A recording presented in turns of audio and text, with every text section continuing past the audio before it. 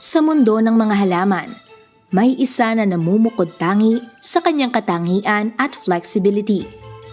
Mula sa malalagong kagubatan ng Asya hanggang sa iba't ibang panig ng mundo, ito ay isa sa pinakamarami at pinakamatandang halaman sa planeta. At mas kilala bilang fastest growing plant in the world.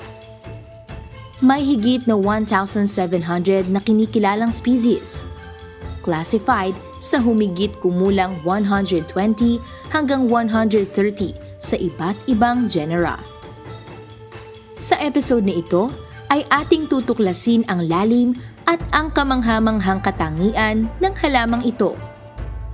Ang kawayan o bamboo ay mostly concentrated sa tropical, subtropical at mild-temperate regions sa mundo. Ang pinakamalaking bilang ng mga species na ito ay matatagpuan sa silangan, timog at timog silangang Asya. May kakayahan itong tumubo ng higit 35 inches o 1 meter bawat araw sa panahon ng peak spring growth spurt nito.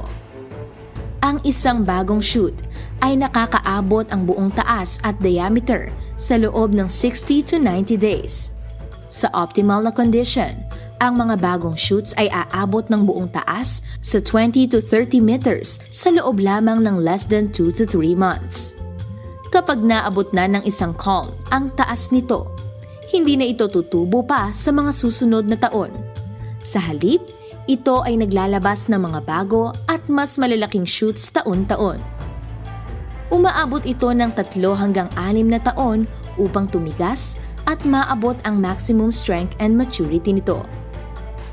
Ang naitalang pinakamabilis na pagtubo ay 121 centimeters o 47.6 inches sa loob lamang ng 24 na oras. Ang uri ng kawayan na ito ay tinatawag na Philostachys reticulata o madake. Gayunpaman, ang Philostachys reticulata o madake, Philostachys edulis or moso, at Guadua angustifolia ay ilan sa mga fastest growing bamboo in the world. At alam mo ba na ang bansang China ay isang global leader ng bamboo production? Sumasaklaw sa higit 6 na milyong ektarya sa Yibin City. Kilala ito sa pagkakaroon ng pinakamalaking kagubatan ng kawayan sa mundo na sumasaklaw din naman sa 27 na mga bundok. Ang halamang ito ay sustainable at eco-friendly. Nakakatulong sa kapaligiran sa pamamagitan ng pag-aabsorb ng higit sa 5 tonelada ng carbon dioxide kada ektarya taon-taon. Nakakagawa ng 35% na mas maraming oxygen kaysa katumbas ng mga puno at ito'y critical na carbon sink. Ang makapal na system ng ugat nito ay nakakapag-prevent ng soil erosion at landslide. Ang 3 hanggang 6 na taong pagtubo nito ay nagiging isang renewable at alternative sa timber na nakakabawas ng deforestation.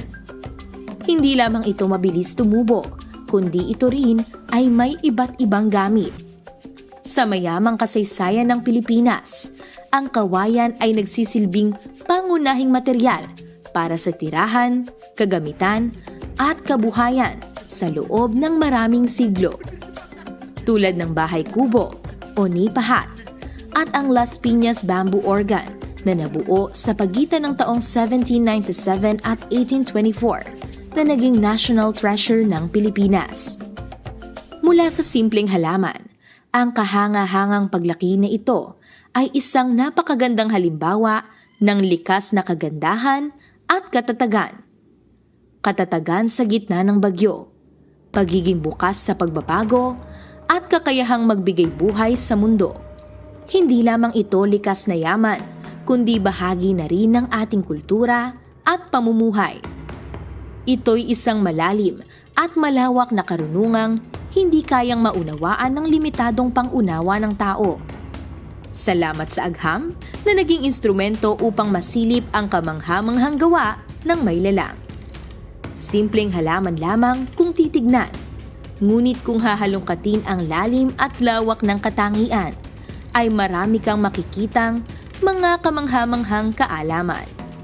Isang konkretong patunay ng kanyang mga wonders of creation.